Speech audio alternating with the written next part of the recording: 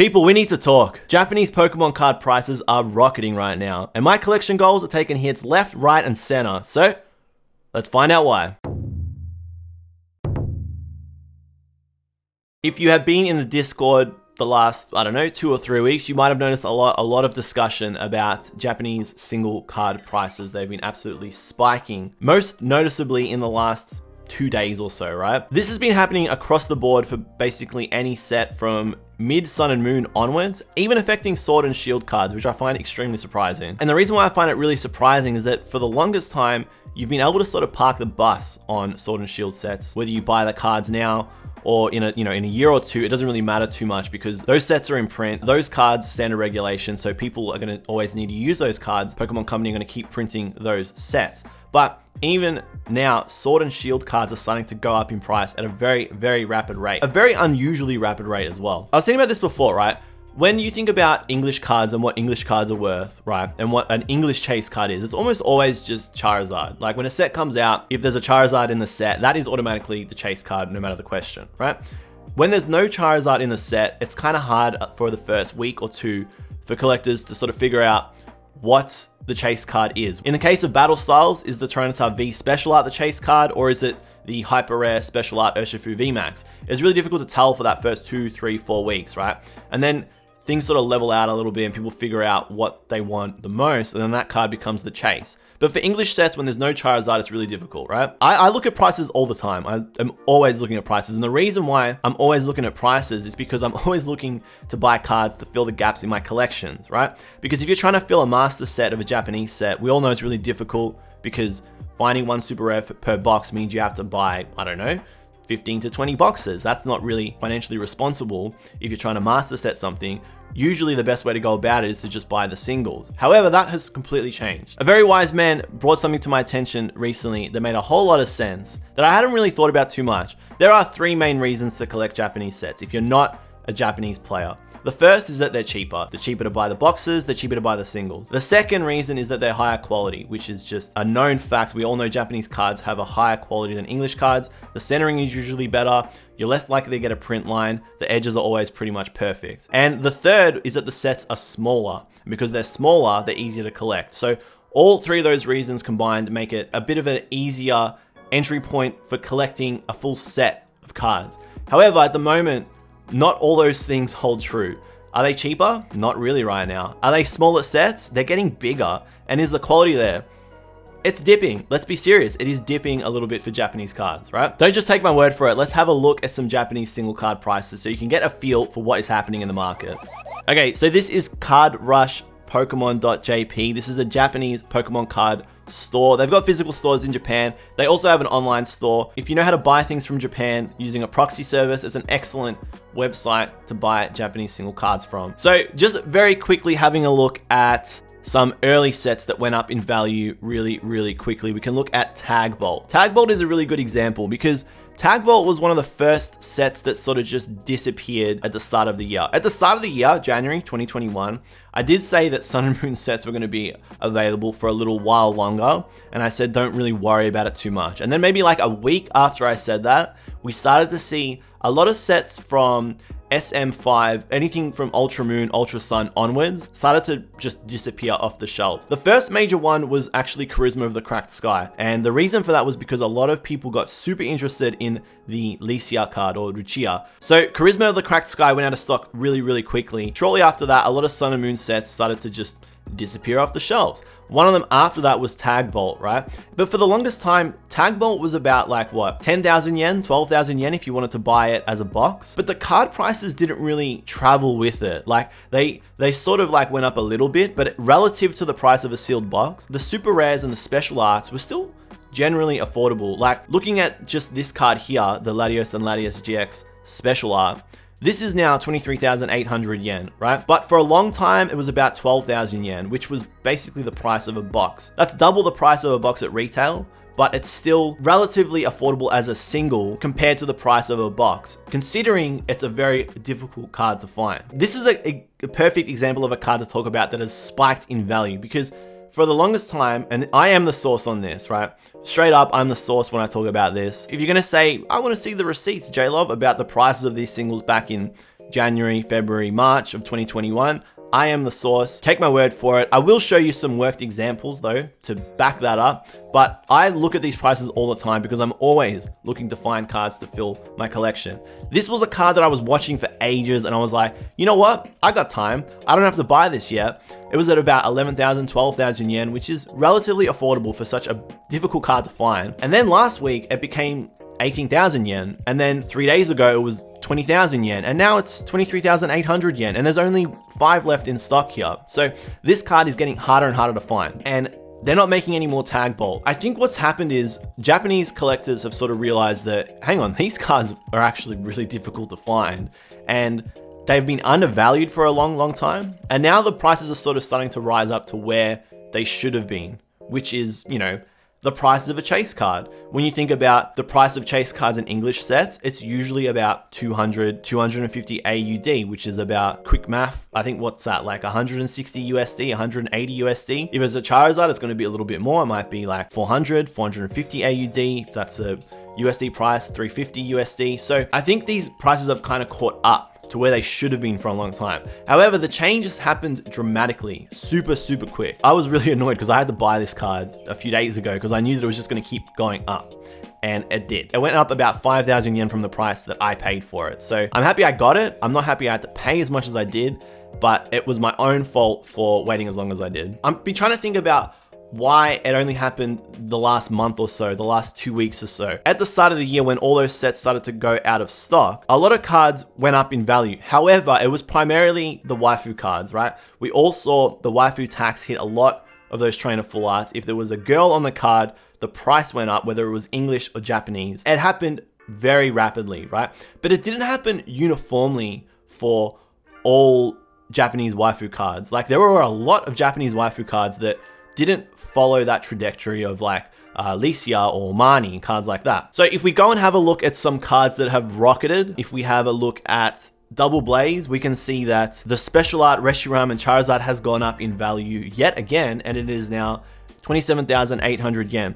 In my opinion, this has always been the chase card from Double Blaze. Like this has far and away been the chase card from the set. However, you could buy it for about 12,000 yen for the longest time in 2021, even in 2020. This card wasn't super expensive. However, now that Double Blaze is out of stock, it's just gone through the roof and it's sort of gone to where it should have been. This is the price you would expect to pay for a chase card from a Japanese set. When you think about there being 20 super rares in a set, you've only got a chance to pull one from a box, sometimes two. It makes sense that the hardest one to find and the card that's got the Charizard on it is going to be the most expensive. So all things considered, 28,000 yen isn't super expensive. However, compared to what it was for the longest time, it is expensive now. I'm not trying to normalize the prices of these cards. I'm just trying to get an understanding of it and sort of think about why it's happening. When you think about it, it kind of does make a little bit of sense. However, it's super exy. You can talk about the two. It makes sense, but it is still annoying.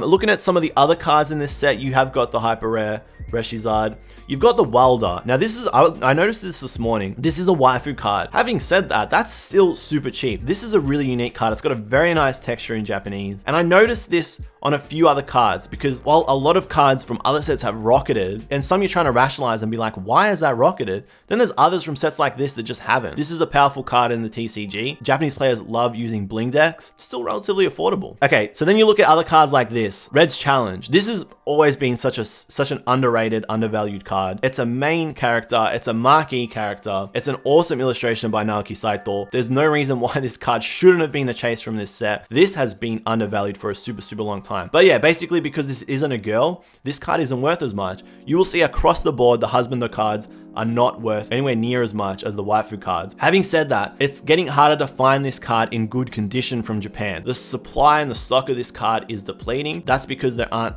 many boxes of Double Blaze being opened. And because of that, I think this card will slowly go up in value from here on out. So Double Blaze is kind of an okay example to look at for prices. But if we look at some other sets, if we look at Dream League, right? Dream League's a great example. Dream League cards are getting way up there. For a long time, again, they were affordable, but cards like Lily's Best Effort, this is in B condition. It's 9,400 yen. I imagine in A condition, it's going to be about 12,000, 13,000 yen. This card is getting harder and harder to find. However, for a long time, this was a 3,000 yen card. But in the last month or so, this card has just rocketed. And it's because it's Lily. It was only a matter of time that this card was going to go up the way it did. If you look at the other cards from this set, like the Rosa, which is actually out of stock. This is where things get kind of crazy though. The Rosa card, out of stock for the most part everywhere, and it's really, really expensive. The last sold here, you can see at Card Rush, was 54,800 yen. Absolutely ridiculous price. That's about 550 USD. You're looking at about 650 AUD. It is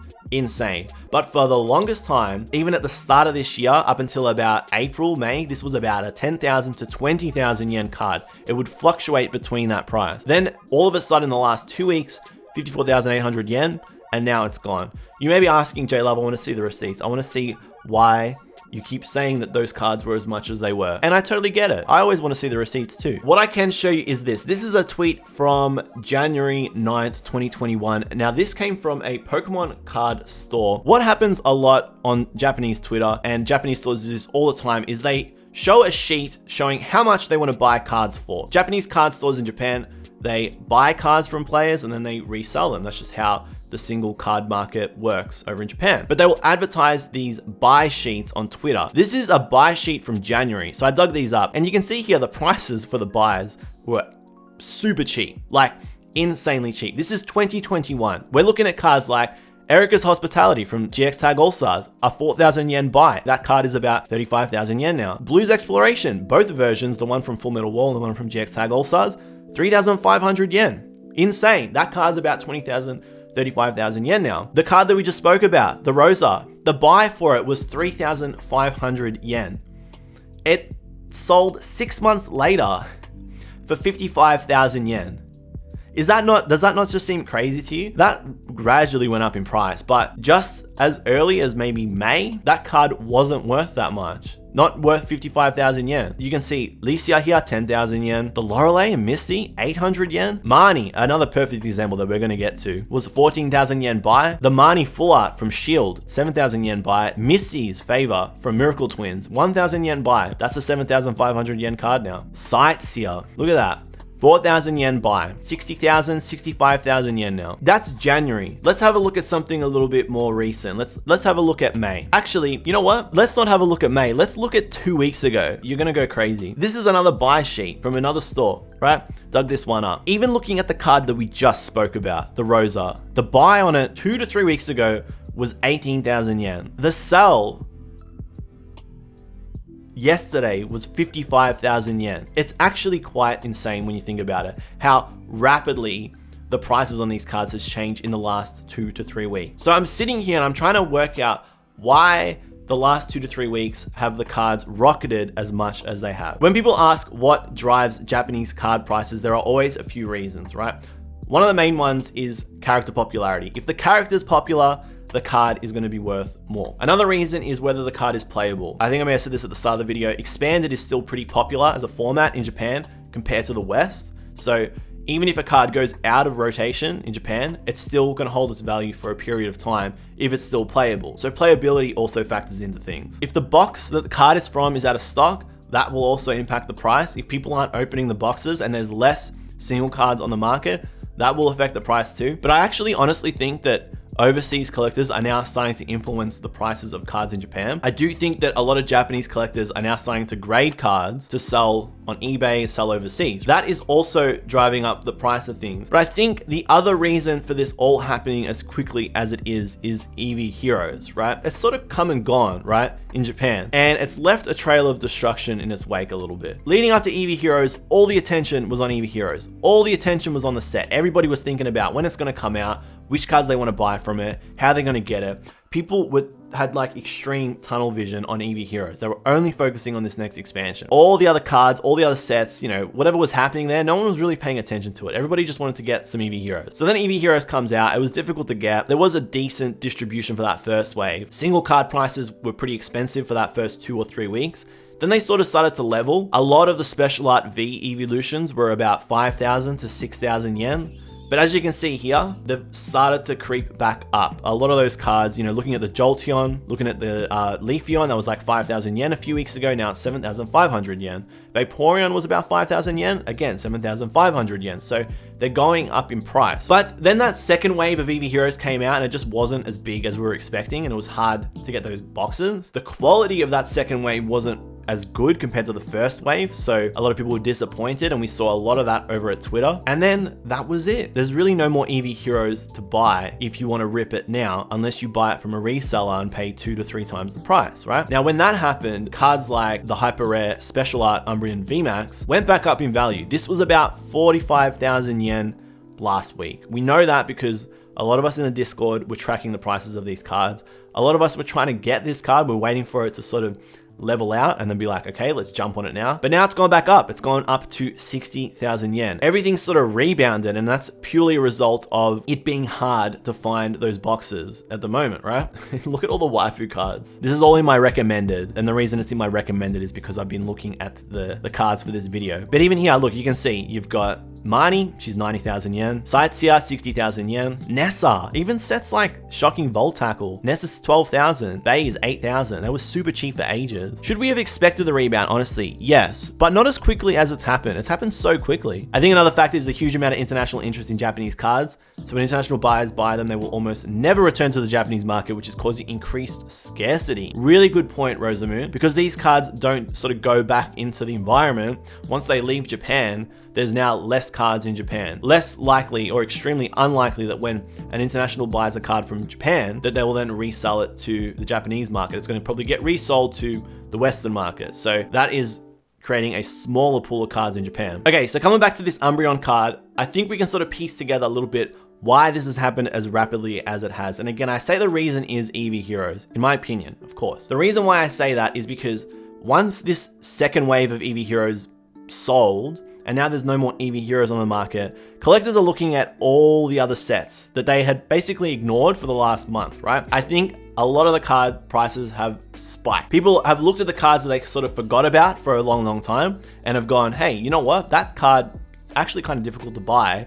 I can't buy Eevee Heroes now. I'm gonna try and collect those older sets, myself included. I was sort of like, all right, I'm just gonna wait on Eevee Heroes for a little bit now. I'm gonna fill out my set later when it restocks through the next year or two. And I've gone back to filling in the gaps in my older sets. However, because I've done that, and maybe a lot of other people have done that, all the prices have spiked back up. So maybe the reason is because the prices were too cheap. Maybe they were too cheap for too long of a time, and they're catching up now that all the eyes are back on those sets. The other reason is that it's really difficult to buy new boxes in Japan for anything, really. The only sets that are really sort of available are like Explosive Walker, which people don't really have a lot of interest in, and the most recently released sets like Jet Black Poltergeist and Silver Lance. Anything else, Matchless Fighters, Shocking Volt Tackle, anything before that, Legendary Harpy, it's really difficult to find those sets. So you can't buy new boxes to chase those cards. Naturally, the chase cards from those sets are going to be more expensive. It's getting harder to buy recent Japanese releases. So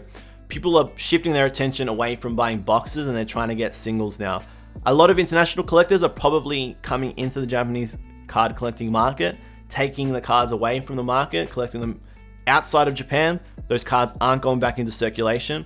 Maybe even Japanese sellers are catching on to that fact as well and pricing their cards accordingly to sell and cater to the international market, knowing that the international market is probably going to pay whatever because they don't really have many options. One major thing that I've noticed is that prices outside of Japan take a while to catch up to the prices in Japan. So when you see a card spike in price in Japan, you've got a bit of time to try and get it at a reasonable price in your country. That gap is getting smaller and smaller. Like I've noticed a lot in Australia, a lot of collectors are catching on. That gap's getting smaller and smaller. So when the prices spike in Japan, you've probably got a day or two to get them at the price that they were 2 or 3 days ago. In the past, that could be a 2 or 3 week lag time of catch up. But actually, I want to go back. I didn't talk about this set, Shiny Star V. This is actually insane when you think about it, right? Marnie is 89,800 yen. That's nearly 1,000 USD. That's about 1,100 Australian dollars. It's close to a $1,000 plus card. Really cool card, right? It's Marnie. She's an awesome new character, a role model for a lot of players. There's no surprise that Mani is super popular around the world, but that is crazy. That's 950 USD, and it's showing no signs of stopping. This wasn't even the chase card from the set for English collectors. For Japanese collectors it was. For English collectors it was the Charizard. When you go back and look at the other cards that it chases from Shiny Star V, the next card is the Shiny Charizard VMAX, and it's 1/4 of the price of Mani right now, 23,800 yen. This is the Charizard card for 2020. This is the card, Shiny Charizard VMAX, and it's still 23,800 yen. It's relatively cheap when you think about it. When you look at it compared to Mani, it is relatively cheap. Not an easy card to find either. So that just shows you how ridiculous the waifu tax is in Japan. Skylar for a long time was like 3,000, 4,000 yen. She's recently gone up to 10,800 yen. It's crazy. This has always been a super underrated card though. Illustrated by Kirisaki, an absolutely fantastic artist. So it's no surprise that this card is starting to sort of realize its value a little bit. And then the Shiny Charizard V, 11,800 yen. It's crazy. Compared to the Mani, you know, this is nearly 1/10 of the price. It's on another level. Legendary Heartbeat is an interesting one. It's actually, you can't even buy the Chase waifu from this set, which is the Beauty, but she last sold when in stock for 12,080 yen. You won't find it for that. When this card restocks, you will not find it for that price, right? The other chases in this card, the Jirachi super playable card, 4,000 yen. It hasn't really hit Legendary Heartbeat too much. A lot of cards in that set are still pretty affordable. So if you are trying to master set that one, you can go for that without stressing too much. Okay, so looking at Shocking Volt Tackle, you can't even buy the hyper rare Chunky Chew. The next chase after that is Nessa, and she's 12,000 yen. Again, for the longest time, this was a really cheap card. Yep, there you go. So if we look at the buy sheet, she was 2,000 yen back in January. Now she's 12,000 yen. I thought for the longest time, you would have a decent amount of time to catch up on your Sword and Shield sets, but it looks like that gap is getting smaller and smaller as each day passes. If you are trying to fill out Japanese Sword and Shield sets, you are running out of time because the single prices are spiking rapidly. The good news is, if you don't like waifu cards, the Husbando cards are super cheap. No one really cares about them. If you don't care about waifu cards, it's a great time to be a collector. You've still got plenty of time. So this is a buy from Eevee Heroes from 2 days ago. So you can see here, these prices actually spiked overnight. I honestly think these prices spiked overnight because the Leafeon VMAX 15,000 yen, I think it's like a 25,000 yen buy now. 43,000 yen, and we were just looking at it and it's like a 55,000 yen buy. So Japanese card stores don't really make that huge of a profit when they buy singles and then resell them. That looks like it's spiked a lot in the last day or two. I think Japanese card stores are sort of enjoying what's happening now because there is a lot of hype. When things change rapidly and people panic, sellers are basically loving it because they can sell at whatever price and they know people are going to come in and buy because they're stressing out. Maybe Japanese card stores are buying into that. They're catching on to that and they're taking advantage of it. I can't speak for them all, right? They all operate on a different business model, but I'm just trying to rationalize what is happening here. The key takeaway is to not buy into that panic, because if you buy into that panic, usually what happens is when you panic buy, you get burned a little bit because then things cool off. I do think inevitably that when Eevee Heroes does restock, and it will over the next year or two, if you should be patient, that these prices will come down a little bit. The question though is whether the quality will be up to the standard that we sort of expect. We'll always see cards that are of higher quality being worth more. Are we gonna see the prices sort of level out, or is there gonna be this disparity between first and second or third print? Because the Japanese cards don't have a first, second, or third print mark on them, there is gonna be no way to know. But maybe the later prints were the damaged cards or had the issues with them. The key takeaway from all of that is that yes, Japanese card single prices are going up in value. They do not look like they are stopping anytime soon. Keyword soon. This is always subject to change. When more stock comes in, single prices will always go down. That's just the nature of things. When there's more of something, it's worth less. However, whether that is going to happen is yet to be seen. If you are trying to fill out sets from Sun and Moon, now is the time to fill out those sets because Sun and Moon cards are basically out of print. The last reprint for Sun and Moon sets was December 2020, January 2021. We saw that with the GX Tag All-Stars reboot campaign. After that, I don't think any of those sets got printed. It was just the remainder of stock in Japan sort of filtering through to stores. So if you're trying to fill out Sun and Moon sets,